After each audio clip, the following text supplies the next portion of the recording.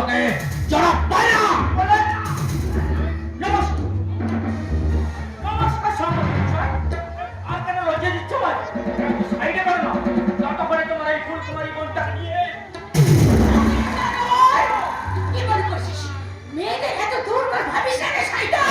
মনে রাখে নারীর মাঝে লুকিয়ে আছে তিন ধরনের শক্তি। শুনে শুনে শক্তি একমাত্র নারীর হাতে ধ্বংস হয়েছিল। আরে তুই তো একটা রাস্তার কুত্তা। কুত্তারও কিন্তু একটা জাত আছে মিস্টার। তুমি এসেছো, এসো গুরু এসো। তোমার পুজোর ফুল আমি একেবারে সালা তুলে রেখেছি। আর সালা গুরু যে সালামের হাতে চড়কে মাটিতে মুখ টুকরে পড়ে, যে সালামটা নাই কুত্তা। এই চুরে আমার এই মেরি কুত্তাটা তোমার গা চাটতে গিয়েছিল বলে বড্ড ফস করেছিল তাই না? এখন এই কালি আর কালো থামার মাঝে তোমার ফোন ফস করতে পারবে তো? নিজেদের পাশাপাশি পবিত্রকে ঘরে পর্যন্ত সম্পর্ক না করতে পারলে এই ঘোড়া ছবকে হয়তো তোদের লড়তে হবে। আবে ওটা সালা আই সালামে ভিড়ে তক্তা মারিয়ে আমারে পেরে বিলু কোন সালামে ওই সালামে ওই তক্তার সামনে তো ভিড়ে বানাবো আমি সোহাগরাত।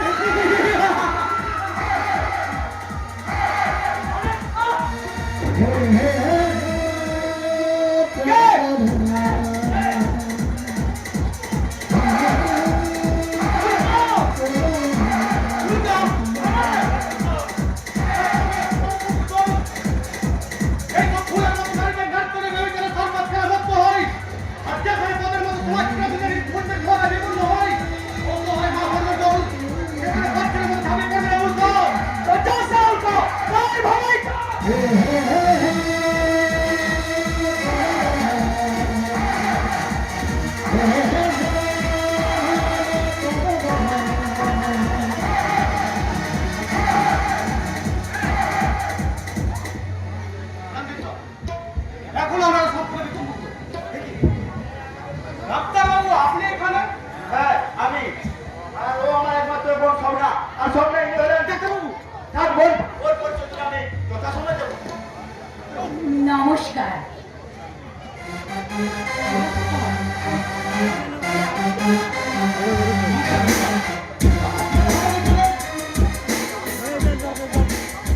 ডক্টরের ট্রিটমেন্টের জন্য ওকে আমি বেরিয়ে এনেছি।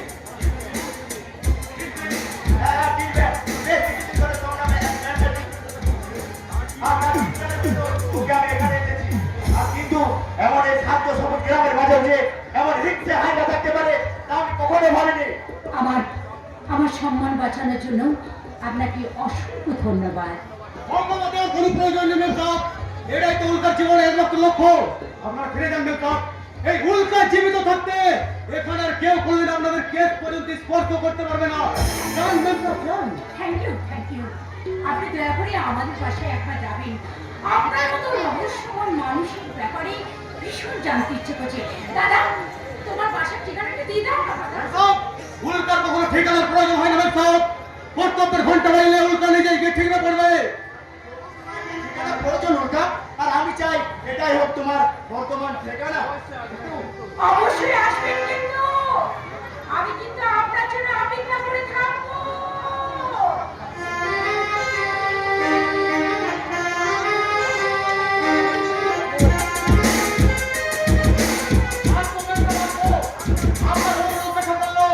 আপনার দাদার আদেশ মনে করা তো স্পর্ধা আমার নেই, কারণ উনি যে আমার ভগবান।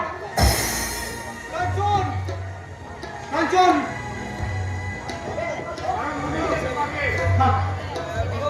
উনি যে তোমার পূর্ণ জীবন ধারণ করেছে উল্কা তবে কি উনি আমাকে আমার তাকে কি ভাবছো? কাঞ্চন আমি মানে ভাবছি কেন তুমি আমাকে বারবার ছায়ার মতো অনুসরণ করো বন্ধু? তোমার ছায়া আমাদের চাই বলে যে বন্ধু আমাদের শরীর রক্ষা করবো বলে। কিন্তু কেন কাঞ্চন? জানি না গুরু, শুধু একটু জানি চারিদিকে অসুখ বিপর্যয় ডেকে আনছে। কাঞ্চন কিন্তু না গুরু, আমি বেঁচে থাকতে কোনো বিপদ আচর লাগতে দেবো না। নিয়তি যদি আমার রোগ আছে মৃত্যুর করোনা লিখে রাখেন ছোট নলের মাঝে তোমার আগে ভাইকে বুকটা বেঁধে দিলে উল্কার এই মরণযোগে নিজেকে না উঠিতে অপরাধী সাহায্য না কাঞ্চন, তাহলে ঈশ্বর হয়তো ঈশ্বরের সাধ্য নেই ওকে আজ আমার কাছ থেকে বাঁচাবার। কে? এই সালার জন্যই আজ আমার হাত থেকে চিড়িয়াটা ভসকে গেল। আই সারাবে এই কথা বানিয়ে একেবারে পেরেক পেটে দিব। কি হলো মিস্টার? চল, চল তুলে, চল। কে তুমি? আমি, উল্কা। এই আকাশ থেকে টিকলে পড়ে তপ্ত উল্কা। না বহু আশ্চর্য সে যদি আকাশ সাজিয়ে কি হলো মিস্টার?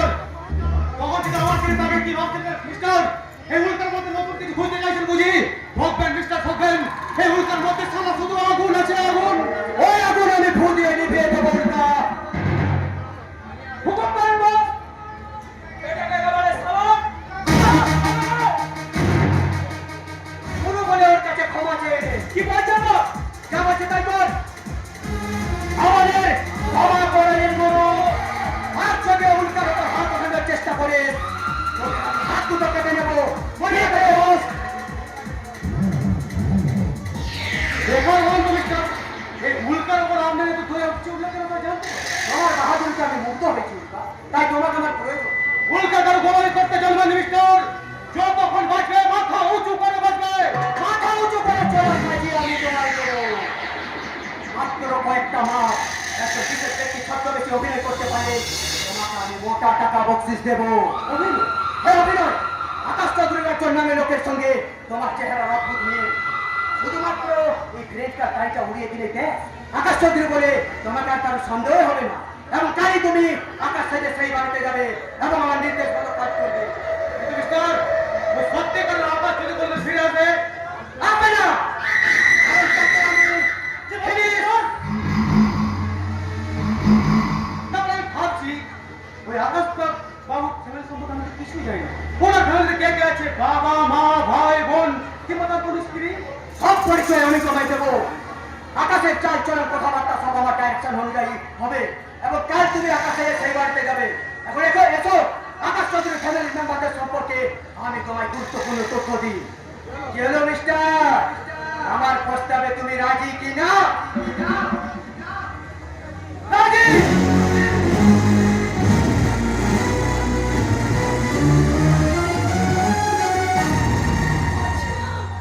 আবেগের স্মৃতি আমি কিছুতেই আমার মন থেকে মুছে ফেলতে পারছি না। কি করে এটা পারবো? আবেগকে যে আমি ভালোবাসি। আবেগে যে আমার প্রথম ভালোবাসা, আমার বোনের সে ভালোবাসার রঙে রাঙিয়ে দিয়েছিল। আজও যে সে রঙ আমার বোনের প্রাণে আছে, তাই তো আজও আবেগ আমার কাছে। ভাইয়ের মতো, সন্তানের মতো। না, হ্যাঁ বৌমা, বৌদির কাছে দেওয়ার তো সন্তানেরই স্বামী। তাই বলছি এবার থেকে আবেগকে ভুলে যাও বৌমা। না, আমার প্রাণ থাকতে নয়। বৌমা, আবেগ আর আমার সম্পর্কটাকে নিয়ে আমাকেই ভাবতে দিন বাবা। আবেগকে আমি আজও ভালোবাসি এবং ভবিষ্যতে ওকেই আমি বিয়ে করতে চাই। সেই জন্য আপনার বড় ছেলে দেওয়া সিঁদুর আমি মাথার থেকে মুছে ফেলেছি। তুমি বললে বৌমা আকাশের দেওয়া শাখা সিঁদুর তুমি স্মৃতি থেকে মুছে ফেলেছো বৌমা। না না, এই তুমি ঠিক করনি বৌমা। ওতে যে আমার আকাশের অকল্যাণ হবে। কিসের অকল্যাণ? যে মেয়ে তার স্মৃতি রাখতে আমি রাজি নই। বলো না বৌমা, এমন কথা তুমি বলো না। যেখানেই থাক, যেভাবেই থাক, আমার আকাশ তো এখনো বেঁচে আছে। আকাশেই দেওয়া শাখা সিঁদুরের অমর্যাদা করলে তার যে ভীষণ ক্ষতি হয়ে যাবে বৌমা। তবু যে সিঁদুরটাকে আমি একবার আমার স্মৃতি থেকে মুছে দিয়েছি, সেই সিঁদুরটাকে আমি দ্বিতীয়বার আমার স্মৃতিতে পাবো না। যদি আমাকে মানে সিঁদুর করতে হয়, তাহলে সেটা হবে আমার আবিরের দেওয়া। না বৌমা, কথাটা আমার হবে না বৌমা। আমি জীবিত থাকতে তোমাদের ওই মধুর সম্পর্কের মধ্যে আমি কখনোই কলঙ্কের কালি মাখাতে যাব না। ওতে যে শুধু এই সংসারেরই অমঙ্গল হবে তা নয়, সারা জগৎ এই আদর্শ চৌধুরী উন্নত ছিলেন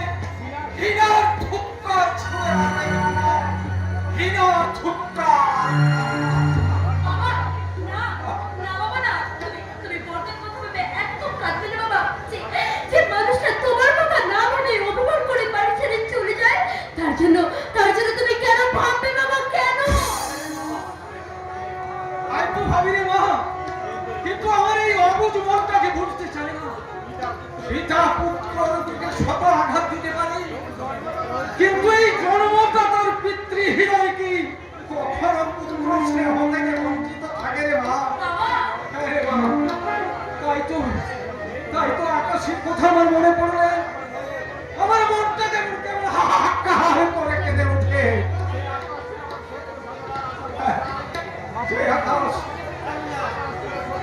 যে আকাশ ছিল আমার সত্য সাগর, আমার আশা ভরসা, দুর্যোগের সেই ঘন ঘন অন্ধকারে আমার আকাশের স্বপ্নগুলোকে ভেঙে চুরমার করে দিয়ে গেল। আরে মা, এখন আমি কি করি? কেমন করি বা সংসারের হাল ধরি? কেমন করি বা তোর বিয়ে দিই মা? তার জন্য একটা চিন্তা কিসের চৌধুরী মশাই? আমি আপনার মেয়ের বিয়ের ব্যবস্থা করে দেব। আগে রাজা বাবুর তো সময় দেবে, এটা আমার নাম মনের বদলে। আমি বললাম গিয়ে যার ফটো আপনার বাড়িতে বিবাহযোগ্য মেয়ে আছে জেনে আমি ঘটকালি করতে চলে এলাম। আমার বিয়ের জন্য আপনাকে ঘটকালি করতে হবে না। তাই বললে হয় নাকি? ঘটকালি হলো আমার জাত বৃত্তি, তাই 5 পুরুষ ধরে এই ঘটকালিতে আমি নিযুক্ত। ঘটকালি না করলে আমার এই খুঁজাটা করবে কি করে? তবে এখনকার ঘটকালি অতটা লাভজনক নয়। এখনকার ছেলে মেয়েরা নিজেরা থেকে ঘটকালি করে বসে আছে। ওই সব ছেলে মেয়েদের সঙ্গে তুমি আমার মেয়ের তুলনা করছো গণেশ? সত্যি আমার মেয়ের জন্য একটা উপযুক্ত পাত্র চাই। আর তোমার হাতে কেমন পাত্র আছে গণেশ? আজকে যেমনটি চাইবেন তেমনিটি পাবেন। যেমন জুতোর দোকানে সাইন মিপে জুতো কিনে সেরকম 10 বছর থেকে শুরু করে প্রথম, তৃতীয়, পঞ্চম। হ্যাঁ? তার মানে মানেটা অতি সোজা। একবার বিয়ে করো যার বউটাকে নেই সেরকম পাত্র আমার হাতে আছে। গণেশ,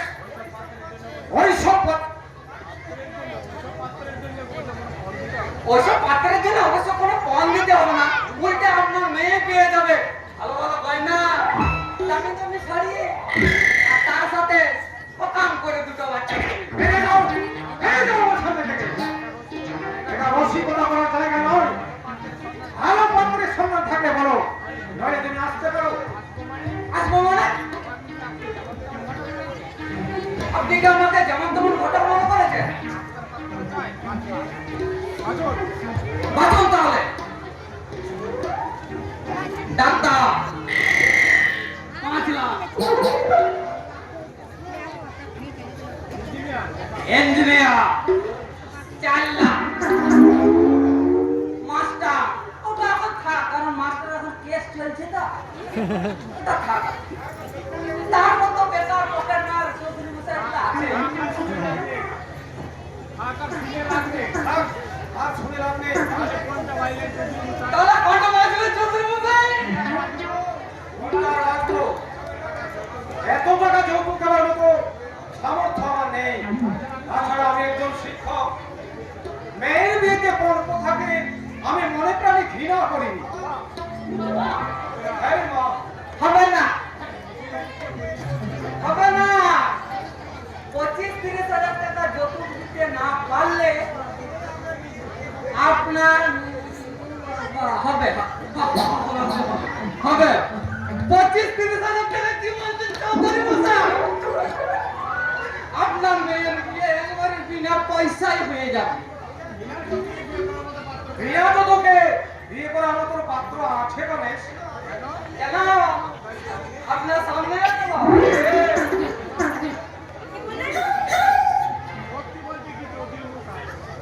সত্যি বলতে কি চৌধুরী মশাই, আপনার মেয়েকে আমার ভীষণ পছন্দ। না না, মানে বিয়ে করে যে আমার খুব একটা ইচ্ছে আছে তা নয়, তবে যৌতুকের অভাবে আপনার মেয়ের বিয়ে হবে না জেনে তোমার মনটা বড় কষ্ট হচ্ছে। সেই জন্যই তোমার বাবাকে কন্যা দায়ের জাতিকে উদ্ধার করতে কি বলেন? বেরিয়ে যান, বেরিয়ে যান, এখান থেকে বেরিয়ে যান। বেরিয়ে যাবো মানে মানেটা কি? গলা ধাক্কা দিয়ে বার করে পুষিয়ে দেবে? আচ্ছা, আপনি তখন আয়নার সামনে দাঁড়িয়ে নিজের চেহারাটা দেখেছেন? কখনো ভেবে দেখেছেন বিয়ে করার মতো কোনো যোগ্যতা আপনার আছে কিনা? যোগ্যতা। হ্যাঁ যোগ্যতা যোগ্যতা একটা মেয়ের বয়সী মেয়েকে হত্যা করবো না এই করে তুমি ভাবলে যৌতুক দেওয়ার আমার সামর্থ্য নেই বলে আমি একটা চারপর হাতে আমার মেয়েকে তুলে দেবো চাটলে যে সোনার রাং হয় সেটা সবাই জানে। তবে আপনিও শুনে রাখুন চৌধুরী মশাই, আমিও দেখবো কোন সুপাত্র এসে আপনার মেয়েকে বিয়ে করে নিয়ে যাবে।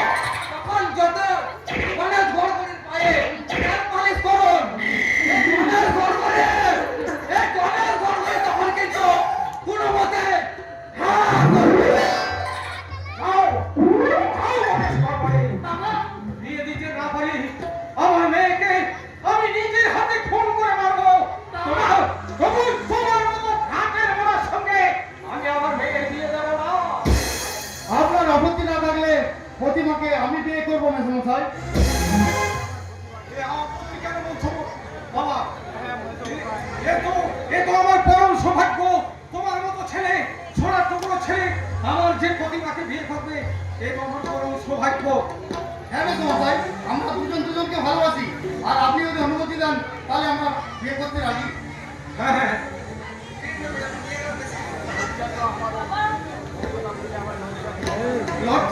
কতটা বলে আমার লজ্জা দেবেন না মেসমশাই? এ কি বলছো বাবা?